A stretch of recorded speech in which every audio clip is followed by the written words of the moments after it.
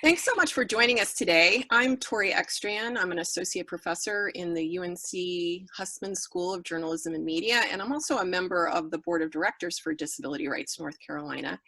And in this series of conversations with DRNC, we're going to explore some of the unique challenges faced by people with disabilities during this coronavirus pandemic. North Carolina has about 2 million people with disabilities in the state, and it's the job of DRNC to look out for them. In these conversations, we're interested in what advocates, lawyers, and people with disabilities are doing to raise awareness and explain these challenges. Today, I'm really happy to have with us Lisa Grafstein, who is DRNC's legal director, and she's been with the organization since 2011. In that role, she's responsible for leading the work of about 20 lawyers in the organization. So Lisa, thanks so much for doing this. And I guess I want to start out by asking you just generally, for people who don't know a lot about DRNC, what is it that the organization is responsible for, and what is the role of the attorneys in the organization in helping people with disabilities in the state? Right. Thanks, Tori, and thanks for doing these discussions. It's a wonderful thing. So Disability Rights North Carolina is what's called a protection and advocacy organization. The Congress created the protection and advocacy system starting in the 1970s. Every state and every U.S. territory has what's called a P&A. That includes Guam. So there are 57 P&As across the country, and each one is charged essentially by Congress with the obligation to ensure that people with disabilities are not subject to abuse or neglect, are not subject to exploitation, and have their rights enforced. So the work of the legal team within DRNC specifically is to work on that last part, which is enforcement of people's rights under various federal and state laws related to disability discrimination. So we provide services to people that are related to those kinds of discrimination issues, and also access to services that are available to folks with disabilities within the state. Mm-hmm. So the last month has been really challenging for a lot of people, and I would think particularly for people with disabilities. What has the last month been like for them and for the organization as we've all been adjusting and trying to respond to what's going on here?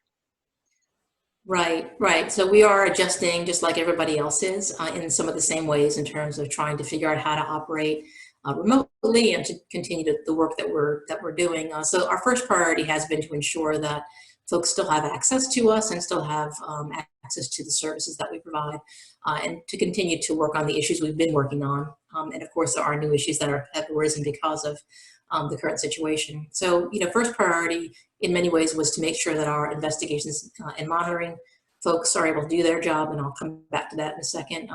But we also have what's called information and referral team. So when folks call and need help, that's the first line. And so those folks are still taking calls. They're still being able to provide information to folks who call for assistance. So I want to encourage folks to continue to call if they have needs that we might be able to meet.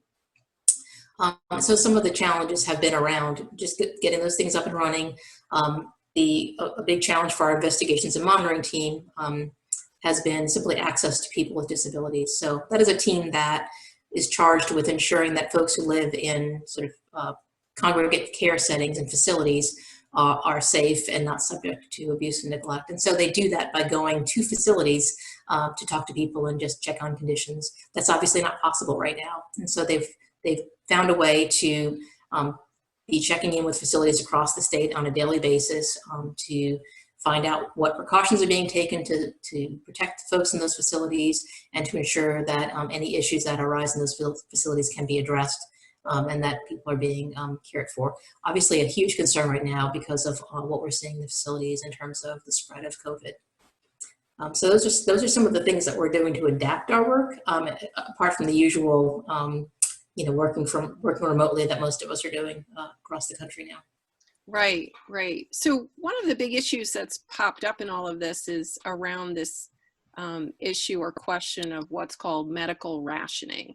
And as that relates to particularly people with disabilities, can you talk a little bit about what is this thing we call medical rationing? Because I think for a lot of the general public anyway, this was a term we'd not ever heard before. And what is it that advocates are doing to address what are perceived to be, or what are indeed are some of the problems around this idea. Right, and so the origins of this issue really are in the horrible number of folks who need significant medical supports when they contract COVID, and so a higher percentage than we've seen in other kinds of conditions. The issue originated in some ways in Washington State first. The issue really is that there are a certain number of hospital beds and ICU beds, and most specifically ventilators that folks have been relying on for treatment of folks with COVID-19. The issue from a disability rights point of view is that some of the states and hospitals in those states have been putting out protocols about how they're going to decide who's going to get care when a choice has to be made. And this is something that we're not used to thinking about or seeing in America, is this idea that you may not have enough resources to provide the care for everybody who needs it at a given moment. We saw it happen in Italy, and then based on that, folks started talking about it here in the United States, and we've seen some issues around it in different states where the incidence of COVID have been higher than in North Carolina. The issue is that the protocols that some of these states have put forth have built into them a presumption that if you're somebody who has other health conditions or are older or have other sort of what they call comorbidities, that you're going to be disfavored in getting care. And so the idea is expressed in a way that's meant to be positive, which is the notion that we want to increase the possibility for more lives to be saved and for more years of life to be saved. But what that translates into is devaluing the lives of people who might have other conditions like heart disease or COPD or asthma or other breathing conditions where they may be more of a struggle, and also other conditions like cancers and other conditions where someone's statistical life expectancy might be lower. But the position we've taken and that other disability rights advocates around the country have taken is we're not, it's impermissible and it's wrong morally to value one life over another, regardless of what society might tell us about historically about how folks are treated. So that's not quite a nutshell, it's a lot, but that's the gist of the issue and the gist of the challenge that's being faced around the country.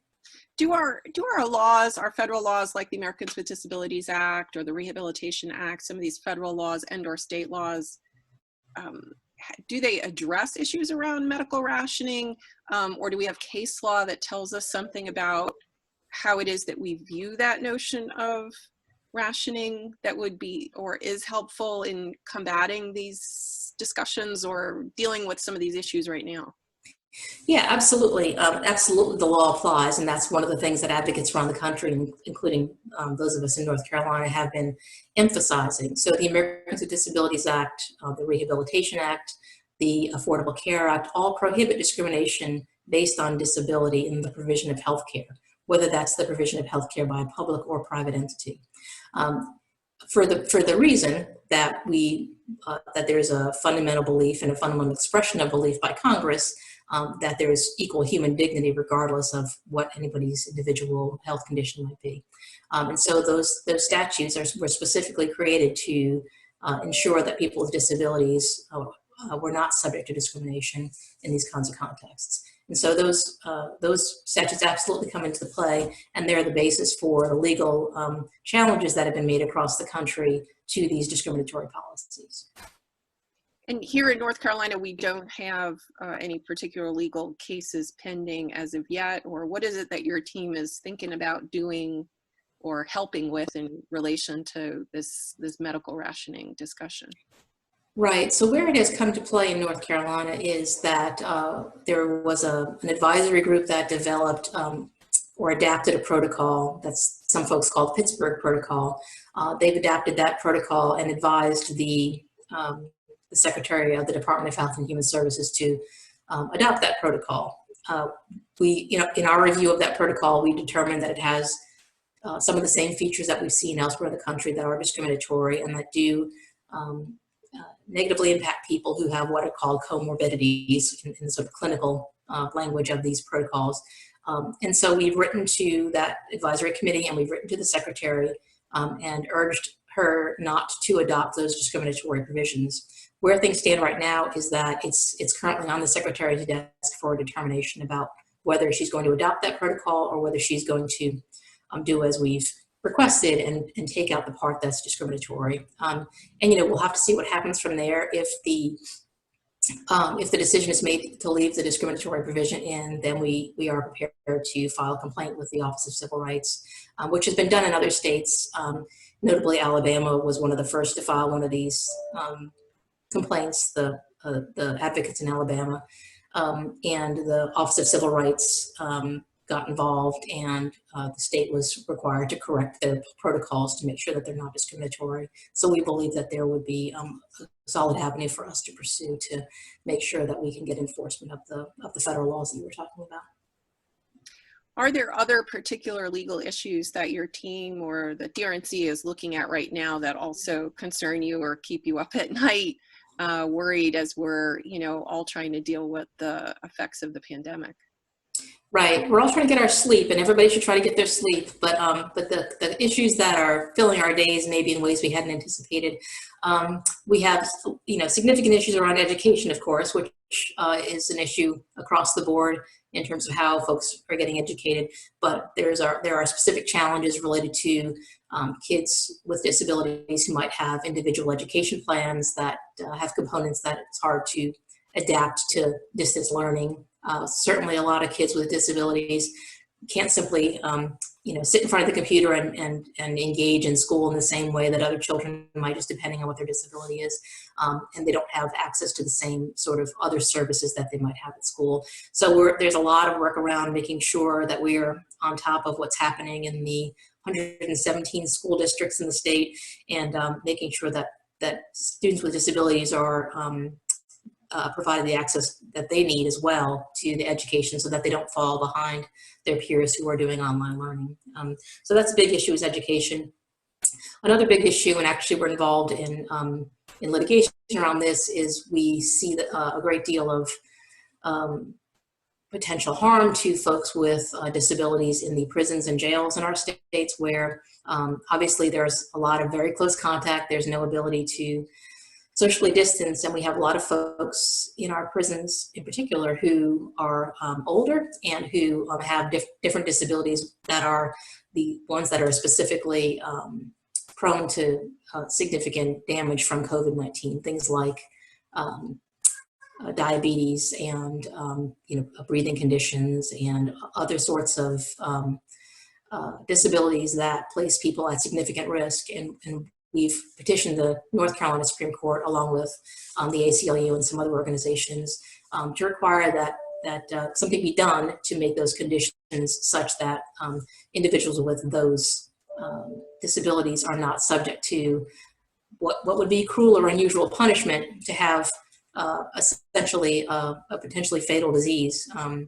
as part of what would otherwise be a sentence that either is going to be expiring in the not too distant future, or is essentially not the way we punish people. We put them in prison as punishment, but this is something well above and beyond, and we think that it's inevitable, as we've seen in some of the federal facilities and some of the other contexts, that it's simply impossible to social distance in the way that's necessary for folks who have those disabilities. So that's a long way around saying we're very concerned about the folks with disabilities in those facilities, and whether they're getting access to the care they need, but also the ability to avoid contagion that we're all trying to avoid. Right. So what can viewers or others, people with disabilities, be doing in this moment, do you think, to be advocating and be, to kind of help in this effort to get out in front of what are, issues that seem to change daily? Right. What are you encouraging, or what is it that people in the state can be doing? Right. Well, because these issues are changing daily, we're trying to be very out in front of them on social media. So I'd recommend that people follow Disability Rights North Carolina on Facebook and Twitter, and we probably have some other accounts I'm not aware of, but if you go to disabilityrightsnc.org, you can see all of our various connectivities and follow the issues that are happening. I would say on an individual level, ask questions if if you're receiving medical care and you don't feel like you're getting the care you're supposed to be getting, ask questions about that. Reach out to Disability Rights North Carolina if you feel like your rights are being violated, or if you have concerns about your rights in the current climate regarding COVID-19 or regarding anything else. So stay connected with us, and we have lots of resources on our website that may be of interest to folks as well. Well, this is great, Lisa. I want to thank you and your team for all the important work that you do for the organization and for the state. And I'm sure we'll check back in with you and others in a future conversation. So thanks again. Thanks so much, Tori.